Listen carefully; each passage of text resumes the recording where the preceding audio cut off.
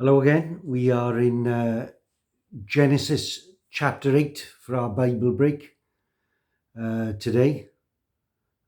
No frills, 15 minutes. Look at the scriptures, read them, think about the story that they relate, think about the teaching that is given, and seeing once again what resources we can draw upon in the Word of God. So we're in chapter 8. I'm reading from my NIV. It's the shortest chapter. We'll read the whole thing. And we read at the start, "But God remembered Noah and all the wild animals and the livestock that were with him in the ark, and he sent a wind over the earth and the waters receded." We'd left them at the end of chapter 7, 150 days afloat, and probably at the end of that 150 days, wondering what was going on. But we've started today's chapter with God remembering them. Now, the springs of the deep, verse 2, the springs of the deep and the floodgates of the heavens had been closed, and the rain had stopped falling from the sky. The water receded steadily from the earth. At the end of the 150 days, the water had gone down, and on the 17th day of the 7th month, the ark came to rest on the mountains of Ararat, which is in modern Turkey. The waters continued to recede until the 10th month, and on the first day of the 10th month, the tops of the mountains became visible. After 40 days, Noah opened the window he had made in the ark and sent out a raven, and it kept flying back and forth until the water had dried up from the earth. Then he sent out a dove to see if the water had receded from the surface of the ground. But the dove could find no place to set its feet because there was water over all the surface of the earth. So it returned to Noah in the ark. He reached out his hand and took the dove and brought it back to himself in the ark. He waited 7 more days and again sent out the dove from the ark. When the dove returned to him in the evening, there in its beak was a freshly plucked olive leaf. Then Noah knew that the water had receded from the earth. He waited 7 more days and sent the dove out again, but this time it did not return to him. By the first day of the first month of Noah's 601st year, the water had dried up from the earth. Noah then removed the covering from the ark and saw that the surface of the ground was dry. By the 27th day of the second month, the earth was completely dry. Then God said to Noah, "Come out to the ark, you and your wife, and your sons and their wives. Bring out every kind of living creature that is with you, the birds, the animals, and all the creatures that move along the ground, so they can multiply in the earth and be fruitful and increase in number upon it." So Noah came out together with his sons and his wife and his sons' wives, all the animals, all the creatures that move along the ground, and all the birds, everything that moves on the earth, came out to the ark, one kind after another. Then Noah built an altar to the Lord, and taking some of all the clean animals and clean birds, he sacrificed burnt offerings on it. The Lord smelt the pleasing aroma and said in his heart, "Never again will I curse the ground because of man, even though every inclination of his heart is evil from childhood. And never again will I destroy all living creatures as I have done. As long as the earth endures, seed time and harvest, cold and heat, summer and winter, day and night will never cease." So I suppose the initial reaction to being rescued by God from the flood and floating quite literally above the disaster or on top of the disaster would have been one of great joy, great relief, if not tinged or mixed a little with a real sense of loss of the old world, loss of the old life. But then perhaps that feeling of being afloat and above it all might have given way to a sense of feeling adrift, because after 150 days, you could be forgiven for scratching your head and wondering what was going on. And it wouldn't surprise me if they were actually praying in this sense. And we are told at the start of our chapter today, the reading today, that God remembered Noah. Because the good news is that what God purposes to do, what God says he will do, he does. So if God says that he is going to judge the earth, he will.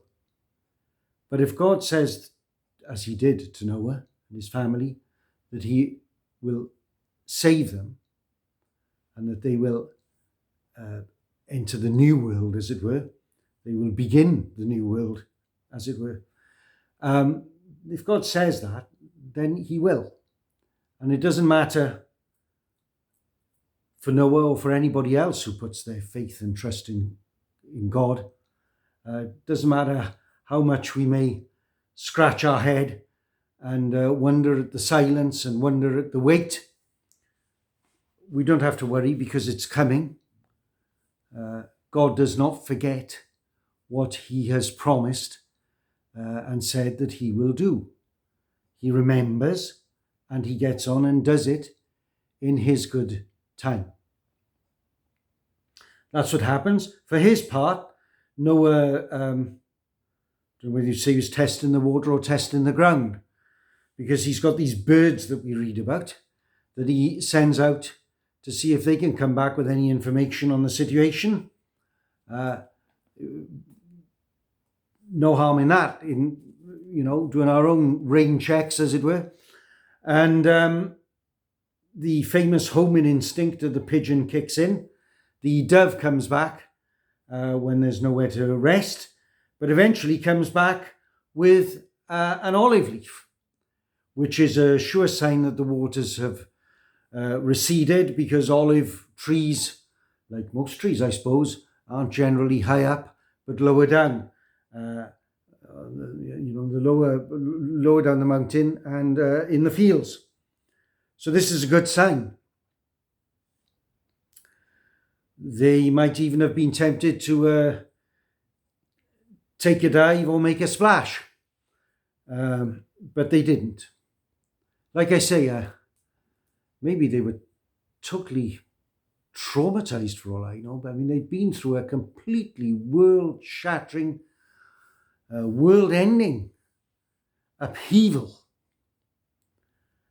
They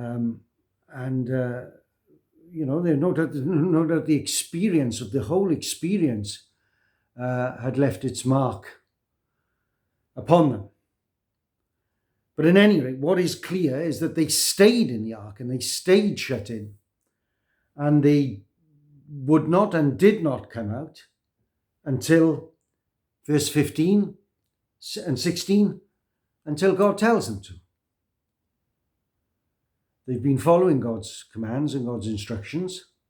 The fact that there's been this long wait in the ark hasn't changed that, and the fact that Noah's been making his checks hasn't changed that.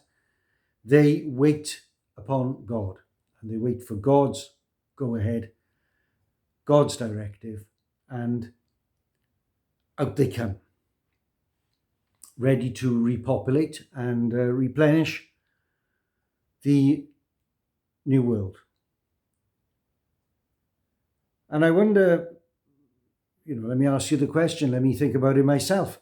What would have been our reaction at having survived all this and now coming out onto terra firma?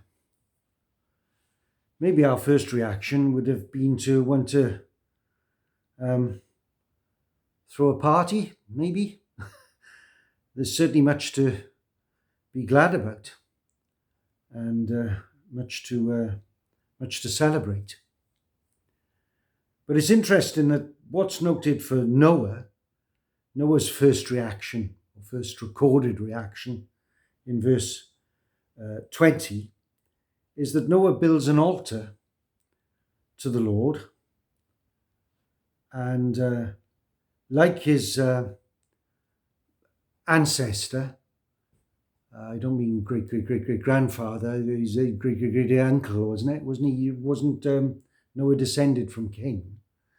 But anyway, like Abel, Noah wants to put up an altar and make an offering to God to show his gratitude for all that God has done for him and done for them. And this offering pleases God. And on the back of it, God, the covenant is spelt out in detail in chapter 9, but God begins the promise of the covenant in chapter 8, that he will not visit the earth with such a total calamity ever again. The verdict is in on the human race, and we will see that God in his mercy has saved Noah and his family, and that they themselves are by no means perfect. We will see that in chapter 9. The verdict is in on the human race, that what was said in chapter 6 still stands. Every inclination of man's heart is evil from childhood. No, the biblical view of man is not that we are naturally good and kind and wonderful. If you are looking for an empty positivity or support for an empty positivity, if that is your philosophy of life, don't look for it in the Bible, because I'm afraid that as well as being created in the image of God, which is a fantastic thing, the Bible is pretty clear in its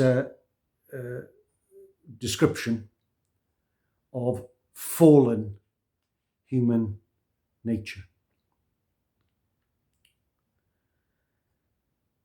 And but as I say, despite this, God makes the promise in verse 22 of consistency and faithfulness. This will be shown in the seasons and by the sign that will be given in chapter 9. So 3 things to grab hold of and cling on to there towards the end of this chapter and throughout the chapter. On the one hand, the verdict is in. We are not naturally wonderful and brilliant and good, left to ourselves. We need God. The good news is that God our Creator is faithful. He keeps his word. He fulfills his purposes. And in his consistency and his faithfulness, he upholds and he maintains this earth.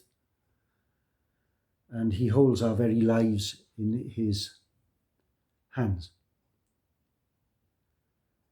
And perhaps we should take our cue and our lead from Noah himself in the light of these 2 great biblical truths: human depravity, God's goodness and kindness and faithfulness. Perhaps we can, like you say, take a cue and a lead from Noah,